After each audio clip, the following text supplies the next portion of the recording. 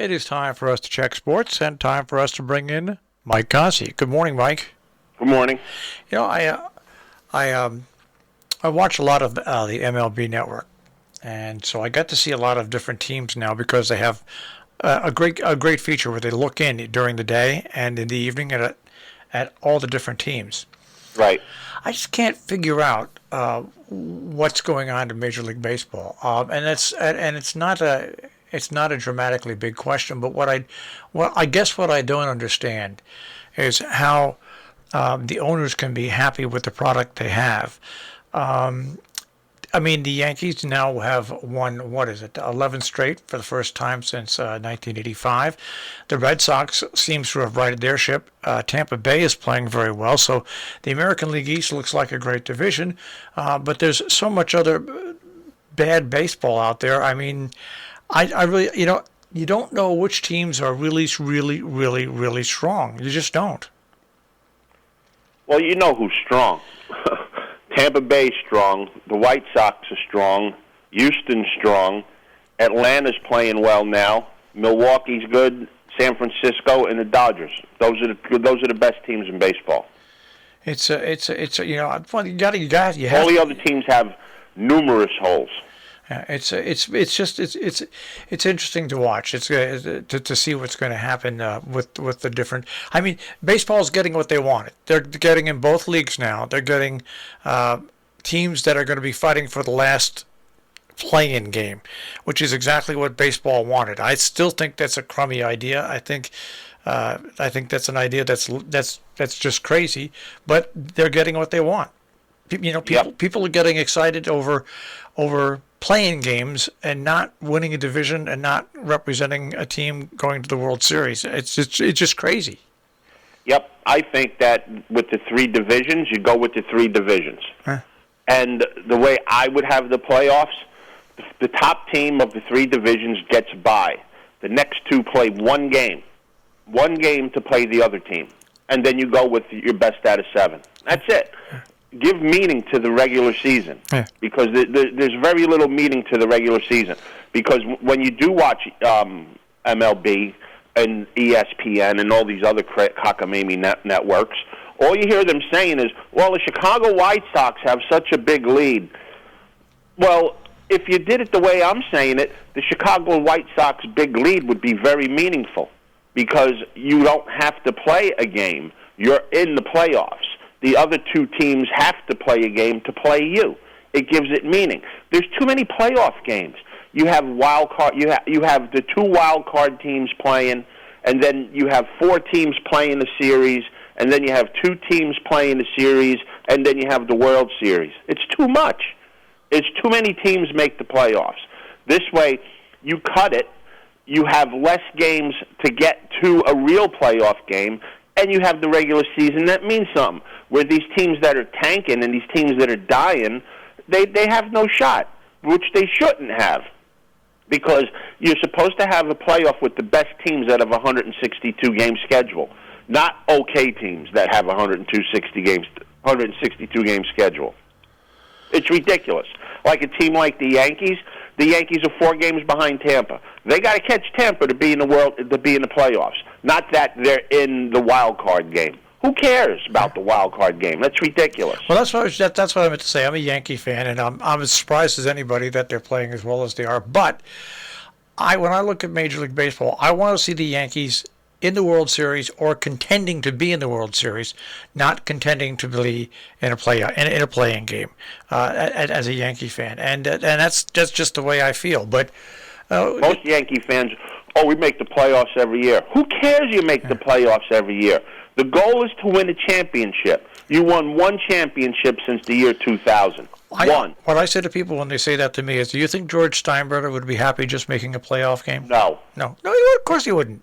He wouldn't. Absolutely not. And you know what, Pete? You can say what you want about George Steinbrenner, but he was an owner who wanted to win. Plain and simple. Win championships. These guys don't want to win. They're interested in exit velocity.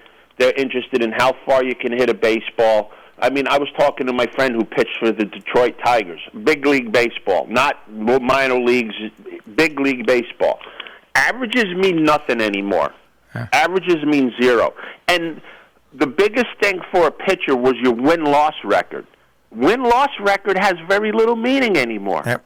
It doesn't matter. I mean, here you're sitting on August 25th, and you would have guys on the cusp of winning 20 games already. Not one, many of them. And the goal for every pitcher, major league pitcher going into the season, is winning 20 baseball games. What is it now? I don't know. 11? Can you imagine? I have no idea. When Earl Weaver was manager of the Baltimore Orioles, he had 4 pitchers, and several seasons have 20 wins each. Yeah, you'll never ever see that again. Yeah. The measuring stick for excellence in baseball has dropped. You know the old dance they used to do. What was it? Underneath the sticks. What do they call it? The mambo or whatever they call that. Yeah, Remember when they have the 2 sticks? They play the music, and you got to shimmy your body under the stick to get through. Yeah. Well, that stick now is probably like as high as a basketball net. All right. There is no measuring stick in baseball to show that you're an excellent player. It's gone. I mean, it's acceptable to strike out 5 times in a game. If you struck out 5 times in a game, you were afraid to go to your locker because there might be a pink slip in it. Or else you would sit the next game or be taken out after the third time you struck out. Yeah, it's baseball. It's hard to watch. It's very hard to watch. I work out with these younger kids, and all they're interested in is how hard am I throwing? How hard am I throwing? Not can you consistently put a ball in a spot to get a player out, because that gets a player out more so than your speed. Can you make a ball move to a spot? Oh, how hard am I throwing? I tell them it doesn't matter how hard you throw. It's where you can put the ball and consistently put the ball there. That's the difference. It's called pitching, not throwing. How hard do I throw a ball? It's not throwing. It's pitching. And it's a sad situation, and it's not going to get any better. And take a look at the Orioles. They now have 19 losses in a row. That's pathetic. That in major and the other teams in the history that had that many once were with the Baltimore Orioles. It's just when you see 19 losses in a row from a major league ball club, it shows you that there's a serious lack of talent. That's almost a month of losing. Yeah, a month. Yeah. That's that team's almost 50 games under 500. That's sick. Yeah, it's crazy. You know how you said everybody wins 60, lose 60? Yeah. Not this team. No. I mean, they right now they played 124 games, right? Yeah. So that leaves them with 38 games left. Yeah. They got to win 22 to win 60 games. Not happening. Yeah. All right. Hey, we're going to have some racing today? Yeah, we're going to go to the 6th race up at Saratoga. It's a maiden special weight on the turf. Looking at the 6-horse here, this horse had 1 race for Christopher Clement. Went off in that race at 11-1. Had all kinds of problems in this race. He got off slow. He got bumped at the 7/8. He got steadied in the stretch. This horse was driving 80 on the LIE when everybody else was doing 30. So in the 6th race, the 8-horse Waterville is the pick of the day today. All right, and just go back. Saratoga for the last 2 weeks has been very, very chalky. I hit a pick 4 there on Friday, I think it was. No, Saturday. It paid $11 for 50 cents. $11. The ticket cost $18. Amazing. Very, very chalky. And just a second, go back to baseball. Yesterday, I was watching Toronto versus Chicago. Chicago at bat in the first inning, 3 batters, 5 pitches, 5 runs.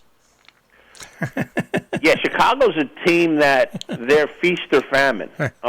They played a couple of teams lately. They played Tampa Bay, who shut them down. They played the Yankees that shut them down.